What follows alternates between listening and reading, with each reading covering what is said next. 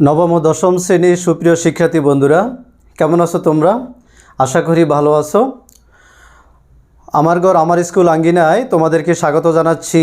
আমি মোহাম্মদ রফিকুল ইসলাম, সিনিয়র শিক্ষক, Riverview Cantonment Board School, Postogola, সেনানিবাস, ঢাকা। বন্ধুরা, আমরা গত পর্বে তোমাদের পদার্থবিদ্যা বিষয়ের তৃতীয় অধ্যায় থেকে নিউটনের গতি সংক্রান্ত বিষয় নিয়ে আলোকপাত করেছিলাম। ওই ক্লাসে আমরা নিউটনের প্রথম সূত্র এবং তৃতীয় সূত্রের প্রাথমিক ধারণা দিয়েছিলাম। দ্বিতীয় সূত্রের ব্যাখ্যা সহ আমরা গাণিতিক প্রতিপাদন করেছিলাম। আজকে আমরা নিউটনের তৃতীয় সূত্রটি নিয়ে আলোকপাত করব এবং পাশাপাশি এই তৃতীয় সূত্রের উপর প্রতিষ্ঠিত ভরবেগের সংরক্ষণের সূত্রটি, অর্থাৎ m1u1 প্লাস m2u2 সমান m1b1 প্লাস m2b2, এই সূত্রটি আমরা গাণিতিক প্রতিপাদন করব। তো এই প্রতিপাদন করার আগে আজকের ক্লাসের যে শিক্ষণফল সেটা আমরা এক নজর দেখে নেই। আজকের পাঠের শিক্ষণফল থেকে আমরা নিউটনের তৃতীয় সূত্রের ব্যাখ্যা দিব, তৃতীয় সূত্রের ভিত্তিতে ভরবেগের সংরক্ষণ সূত্রে গাণিতিক প্রতিপাদন করব এবং সর্বশেষে নিউটনের তৃতীয় সূত্রের বাস্তবিক প্রয়োগ দেখাবো। তো চলো আমরা আমাদের নিউটনের তৃতীয় সূত্রের ব্যাখ্যায় কি বলা হয়েছিল সেটা আমরা আলোকপাতে যাই। তো তোমরা, আমি আশা করি শুরু থেকে শেষ পর্যন্ত আমার সাথে থাকবে এবং গুরুত্বপূর্ণ অংশগুলো তোমরা কাগজে কলমে টুকে নিবে। মহাবিজ্ঞানী স্যার আইজ্যাক নিউটন তার তৃতীয় সূত্রে যে ধারণা দিয়েছিলেন সেটা হলো, প্রকৃতিতে বল সবসময় জোড়ায় জোড়ায় কাজ করে। অর্থাৎ প্রকৃতিতে বল বিচ্ছিন্নভাবে একই বস্তুর উপর বিচ্ছিন্নভাবে কাজ করে না, প্রকৃতিতে বল জোড়ায় জোড়ায় কাজ করে। এই কথাটিকে বিজ্ঞানী নিউটন তার ভাষায় বলেছেন যে প্রত্যেক ক্রিয়ারই সমান এবং বিপরীত প্রতিক্রিয়া আছে, অর্থাৎ every action has an equal reaction. আমি আবারও বলে নিই, প্রত্যেক ক্রিয়ারই সমান এবং বিপরীত প্রতিক্রিয়া আছে। তুমি যখন একটা বস্তুকে ধাক্কা দিবে, সেই বস্তুটিও তোমাকে ঠিক বিপরীত দিক থেকে সমানভাবে তোমাকে ধাক্কা দিবে। এটাই হলো নিউটনের সূত্রের মূল কথা। তো সেই কথাটিকে আমরা যদি একটু চিত্রের মাধ্যমে দেখি তাহলে আরেকটু পরিষ্কার হয়ে যাবে। মনে করি এ এবং বি নামক দুটি বস্তু। এ বস্তুটি বি বস্তুটিকে এফ এ বলে যদি ধাক্কা দেয়, অর্থাৎ এ বস্তুটি বি বস্তুর উপর এফ এ বল ক্রিয়া করলে ঠিক একইভাবে বি বস্তুটিও এ বস্তুর উপর এফ বি বলে ক্রিয়া করবে। এবং এই যে ক্রিয়া এবং প্রতিক্রিয়া বল, এই ক্রিয়া এবং প্রতিক্রিয়া বল সর্বদা সমান। এ কথাটির অর্থ দাঁড়ালো, এই ক্রিয়া এবং প্রতিক্রিয়া বল কখনো একক বস্তুর উপর বিচ্ছিন্নভাবে ক্রিয়াশীল থাকে না। অর্থাৎ বল দুটি বস্তুর উপর বা একাধিক বস্তুর উপর ক্রিয়াশীল থাকে। সেই সূত্র ধরে আমরা এ বস্তুর ক্রিয়া বল যদি এফ হয় এবং বি বস্তুর প্রতিক্রিয়া বল যদি বি হয়, তাহলে এই সূত্রটিকে আমরা লিখতে পারি F of B is equal to minus F of A. অর্থাৎ এফ এ হলো বি বস্তুর প্রতিক্রিয়া বল এবং এফ বি হলো এ বস্তুর ক্রিয়া বল। আমি আবারও বলছি, এফ অফ এ হলো বি বস্তুর প্রতিক্রিয়া বল এবং এফ অফ বি হলো এ বস্তুর ক্রিয়া বল। তো তোমাদের মনে এখন প্রশ্ন হতে পারে যে স্যার, যদি ক্রিয়া এবং প্রতিক্রিয়া বল সমানই হয়ে থাকে তাহলে বস্তু দুটি তো ভারসাম্যে থাকার কথা, কিন্তু বস্তু তো মাঝে মাঝে দেখা যাচ্ছে ভারসাম্যে থাকে না। এর কারণ কি? সুন্দর একটা প্রশ্ন জাগতে পারে তোমাদের মনে। তো আসলে ক্রিয়া এবং প্রতিক্রিয়া বল যদিও সমান, বস্তু দুটি কখনোই ভারসাম্যে থাকে না। কারণ হলো, বল যখন প্রয়োগ করা হয়, একটা বস্তুর উপর বল আগে প্রয়োগ করা হয়, আরেকটা বস্তুর উপর বল পরে প্রয়োগ করা হয়। এই যে সময়ের ব্যবধান, এই সময়ের ব্যবধানে অর্থাৎ আগে পরে বলের প্রয়োগ হওয়ার কারণে, অর্থাৎ ক্রিয়া প্রতিক্রিয়া বলের মধ্যে একটা সময়ের ব্যবধান থাকে। এই সময়ের ব্যবধানের কারণে দুটি বস্তু কখনো কি তার ভারসাম্যে থাকে না। অর্থাৎ আমরা বলবো, ক্রিয়া এবং প্রতিক্রিয়া বল সমান হলেও বস্তু দুটি কখনোই তার ভারসাম্যে থাকে না, শুধুমাত্র তার ক্রিয়া প্রতিক্রিয়া বলের মধ্যকার সময়ের ব্যবধানের জন্য। ক্লিয়ার? এবার চলো আমরা ভরবেগের সংরক্ষণ সূত্রটি দেখি। ভরবেগের সংরক্ষণ সূত্রটি নিউটনের তৃতীয় সূত্রের উপরই প্রতিষ্ঠিত। আর এই সূত্রের মূল বক্তব্য হলো যে একটি সংস্থা বা ব্যবস্থায় মোট ভরবেগের কোনো পরিবর্তন হয় না। আবার কি বলছি? একই সংস্থা বা ব্যবস্থায় একটা সিস্টেমের মধ্যে একাধিক বস্তুর মোট ভরবেগের কোনো পরিবর্তন ঘটে না, অর্থাৎ ভরবেগ স্থির থাকে, ভরবেগ সংরক্ষিত হয়। এই জন্য এই সূত্রটির নাম রাখা হয়েছে ভরবেগের সংরক্ষণ সূত্র। কি বলা হয়েছে? ভরবেগের সংরক্ষণ। ভরবেগের সংরক্ষণ সূত্র অনুসারে যে কথাটা আমরা বলতে পারি সেটা হলো, বাইরে থেকে একাধিক বস্তুর উপর কোনো বল প্রয়োগ করা না হলে, অর্থাৎ বাহ্যিক বল প্রয়োগ করা না হলে একাধিক বস্তুর মধ্যকার ভরবেগের কোনো পরিবর্তন হয় না, অর্থাৎ একাধিক বস্তুর মধ্যকার মোট ভরবেগের কোনো পরিবর্তন হয় না। অর্থাৎ ভরবেগ শুরুতে যা ছিল শেষ পর্যায়েও তাই থাকবে। তো চলো আমরা সেটা গাণিতিক প্রতিপাদন আমরা দেখি।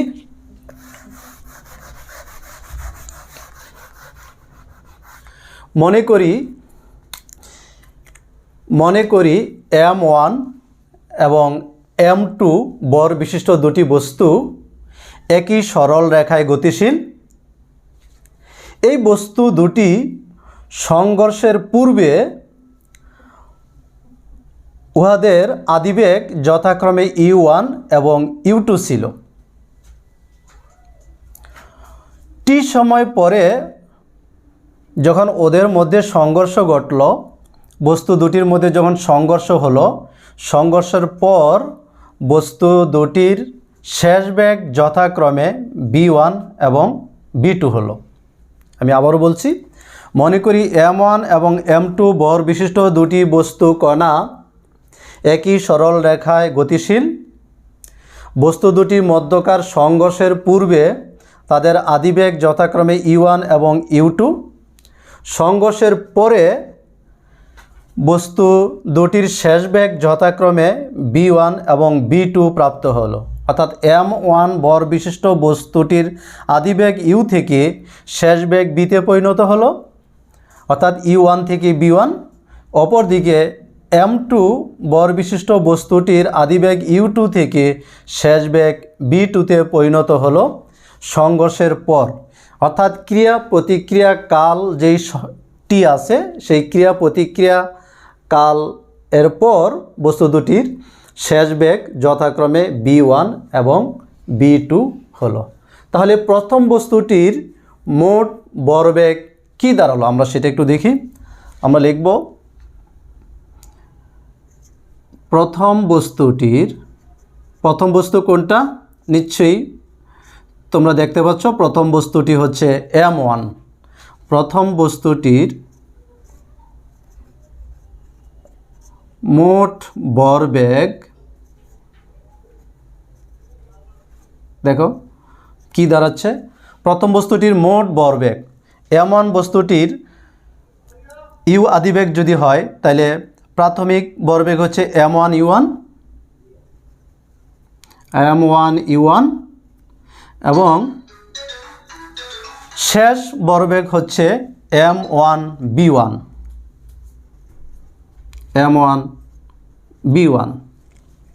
ঠিক একইভাবে দ্বিতীয়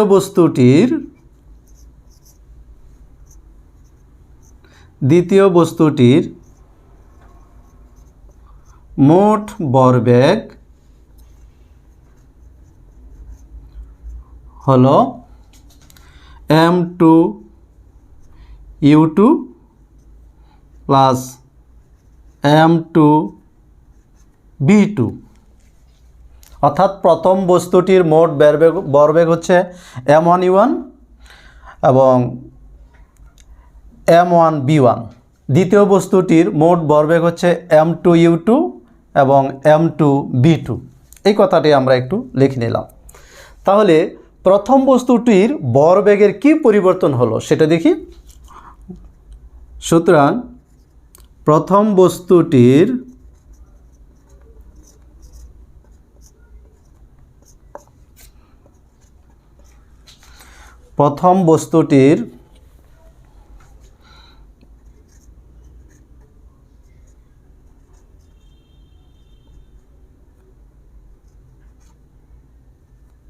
ভরবেগের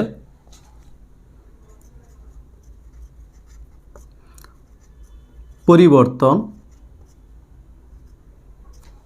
প্রথম বস্তুটির শেষ ভরবেগ হচ্ছে m1 v1 এবং আদিবেগ হচ্ছে m1 u1। ঠিক একইভাবে দ্বিতীয় বস্তুটির ভরবেগের পরিবর্তন হলো m2 v2 minus m2 u2 এবং এই ভরবেগের যেই পরিবর্তন হলো সেই ভরবেগের পরিবর্তনের ক্ষেত্রে একটা ক্রিয়া প্রতিক্রিয়া বল কাজ করেছে। m1 এবং m2 বস্তু দুটি m1 বস্তু m2 বস্তুটিকে যখন ধাক্কা দিয়েছে তখন m2 বস্তুটিও m1 বস্তুটিকে ধাক্কা দিয়েছে, যার ফলে বস্তুটির শেষ বেগ v1 এবং v2 প্রাপ্ত হয়েছে। এক্ষেত্রে ক্রিয়া প্রতিক্রিয়া কাল যদি t ধরা হয়,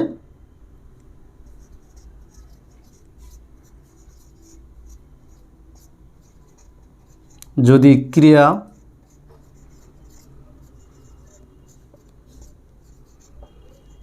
প্রতিক্রিয়া কাল সমান t হয়, তবে প্রথম বস্তুটির ভরবেগের পরিবর্তনের হার কি দাঁড়ায়?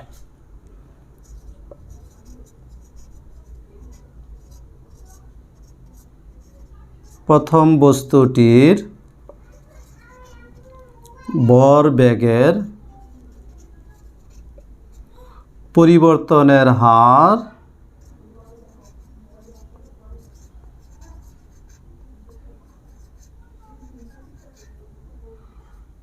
সমান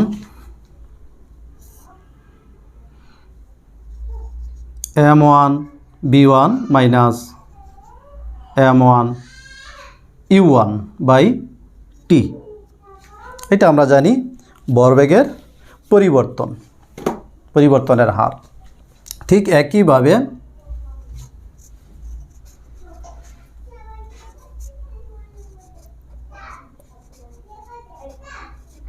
দ্বিতীয় বস্তুটির ভরবেগের পরিবর্তনের হার সমান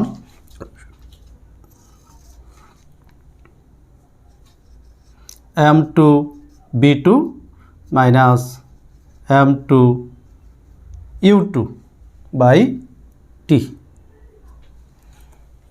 এই দাঁড়ালো প্রথম বস্তুটির ভরবেগের পরিবর্তনের হার এবং দ্বিতীয় বস্তুটির ভরবেগের পরিবর্তনের হার। কিন্তু বিজ্ঞানী নিউটন তার দ্বিতীয় সূত্রে বলেছিল যে কোনো বস্তুর ভরবেগের পরিবর্তনের হার এর উপর প্রযুক্ত বলের সমানুপাতিক। কোনো বস্তুর ভরবেগের পরিবর্তনের হার এর উপর প্রযুক্ত বলের সমানুপাতিক। এটা সে বিজ্ঞানী নিউটন তার কোন সূত্রে বলেছিল? তার দ্বিতীয় সূত্রে বলেছিল। তাহলে আমরা এই ভরবেগের পরিবর্তনের হার এটাকে যদি আমরা f1 এর সমানুপাতিক ধরি এবং দ্বিতীয় বস্তুটির ভরবেগের পরিবর্তন হারকে যদি f2 এর সমানুপাতিক ধরে থাকি, অর্থাৎ এটাকে যদি আমরা বলি ক্রিয়াবল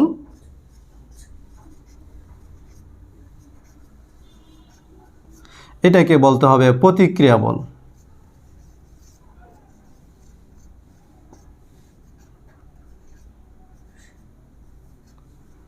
কি বলেছে যে কোনো বস্তুর ভরবেগের পরিবর্তনের হার এর উপর প্রযুক্ত বলের সমানুপাতিক, সেটা নিউটনের দ্বিতীয় সূত্রে বলেছিল। সেই জন্য আমরা এই ভরবেগের পরিবর্তনের হার এই কথাটিকে আমরা F1 অর্থাৎ বলের সমানুপাতিক হিসাবে সমান চিহ্ন দিয়ে দেখাই দিলাম। ঠিক একইভাবে এটা তো যেহেতু বিজ্ঞানী নিউটন তার তৃতীয় সূত্রে বলেছে যে ক্রিয়া এবং প্রতিক্রিয়া বল সমান, তো ক্রিয়া প্রতিক্রিয়া বল যদি সমান হয় তাহলে ক্রিয়া বল F2 এবং প্রতিক্রিয়া বল F1 যদি হয় তাহলে এই দুইটা পরস্পর সমান। সেজন্য আমরা লিখব নিউটনের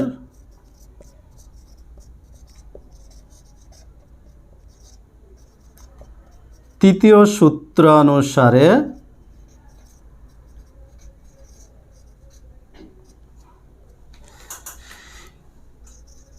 ক্রিয়া বল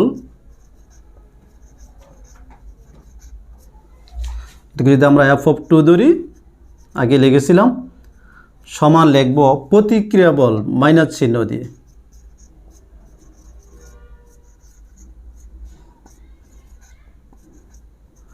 এই মাইনাস চিহ্নটা দিয়ে বোঝানো হয় প্রতিক্রিয়া বল একে, অর্থাৎ ক্রিয়া বলের বিপরীত। এই যে বিপরীত বোঝানোর জন্য আমরা মাইনাস চিহ্নটা ব্যবহার করে থাকি। বা এই ক্ষেত্রে ক্রিয়া বল F2 এর পরিবর্তে যদি আমরা এটা লিখে নিই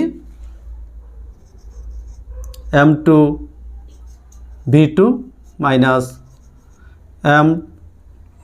M2 U2 বাই T সমান এটাকে লিখব আমরা M1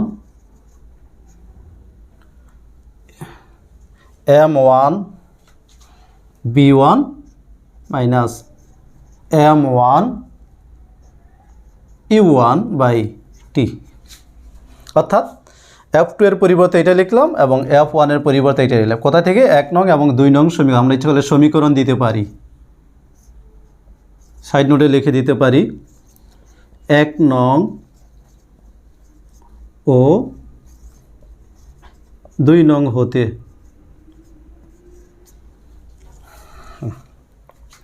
তো এই যদি দাঁড়ায় আমরা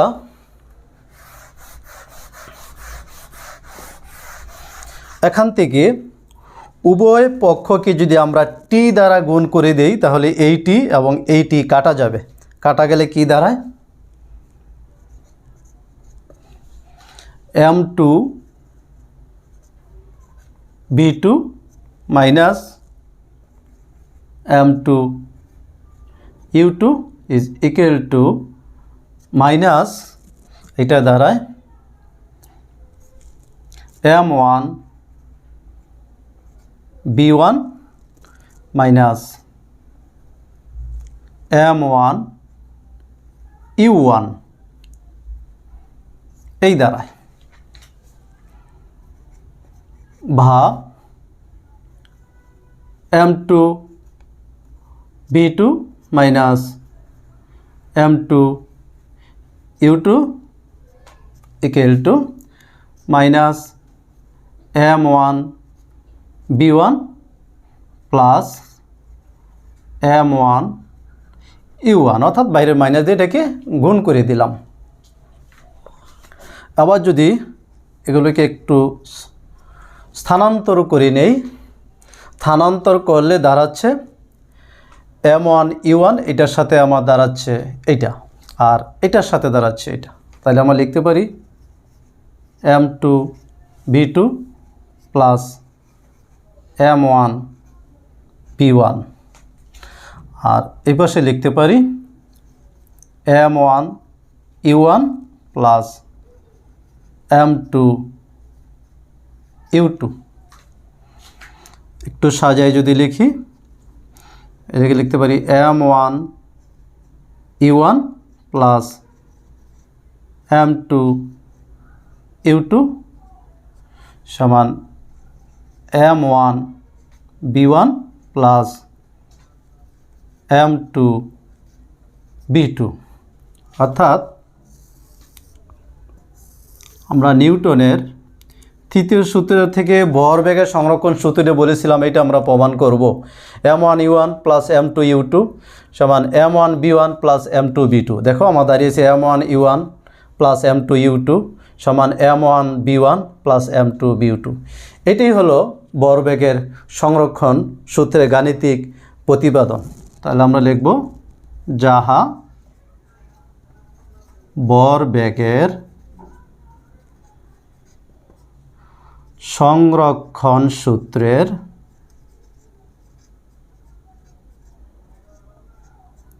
সূত্রের গাণিতিক প্রতিপাদন।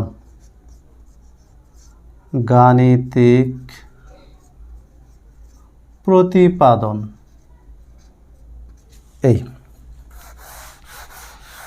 অর্থাৎ কি দাঁড়ালো, যে কোনো একটি সংস্থা বা ব্যবস্থায়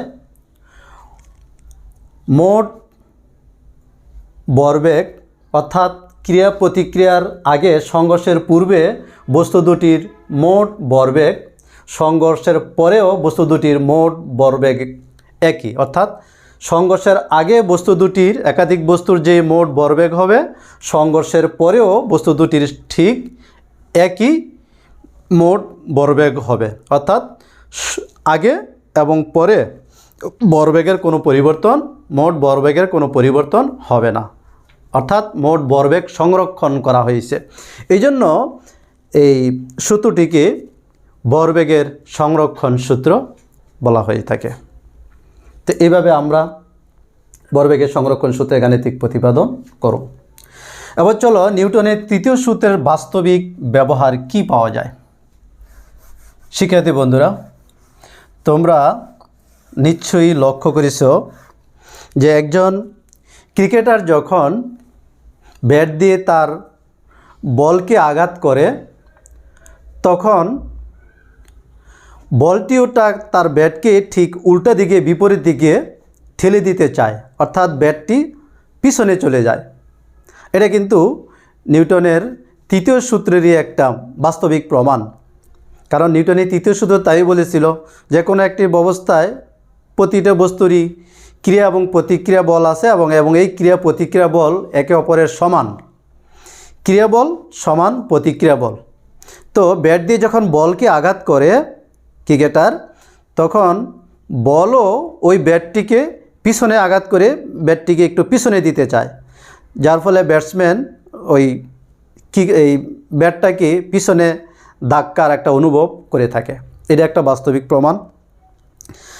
2 নম্বর প্রমাণ হলো, তোমরা যারা গ্রামের ছেলে বা নৌকায় চড়ো, তোমরা দেখবে নৌকা থেকে যখন মানুষ লাফ দিয়ে তার তীরে উঠতে চায়, নদীর তীরে উঠতে চায়,